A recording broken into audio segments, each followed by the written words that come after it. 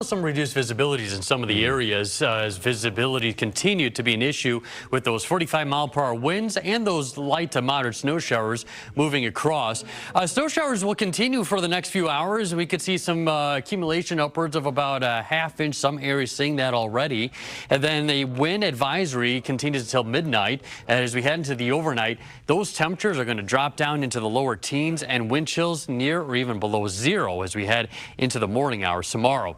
A live look from the U.S. Bank camera. It's shaking a little bit with those strong winds, and we could actually see a little bit of that snow banding that's moving across. With the temperature of 38 here in Milwaukee, it's a little bit more difficult for that snow to actually accumulate. Areas to the north, a little bit of a different story as those temperatures have fallen down since. We have a band of some moderate snow at the moment from near Watertown, moving through Menominee Falls and into Port Washington, and this continues to move to the east and southeast at about 35 miles per hour or so. So if you're driving into this, you might encounter some of those reduced visibilities and maybe some slick spots as well. The snow does stretch a little bit, but as we head into the late evening hours after 7, 8 o'clock, much of this is going to be shifting down either over Lake Michigan or into Illinois. So it is going to be a short-lived little issue that we're dealing with here for the next couple of hours. Futurecast 6 o'clock, still seeing a little bit of these light bands of snow.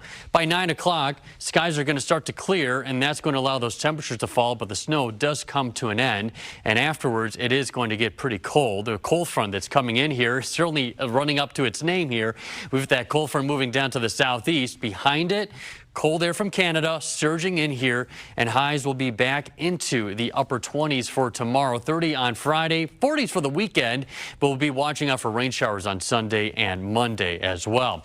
Look at these wind gusts right now. Mid 40, 46 mile per hour gusts in Whitewater, Eagle.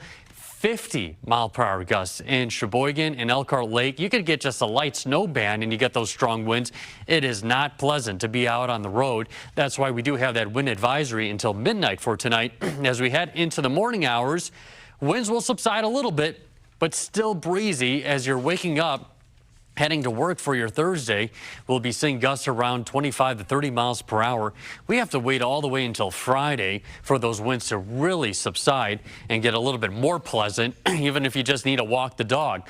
So as you step outside tomorrow morning, while the actual air temperature will be in the lower teens, it's going to feel between 5 to 10 degrees below zero for some spots. So say hello to the return from winter.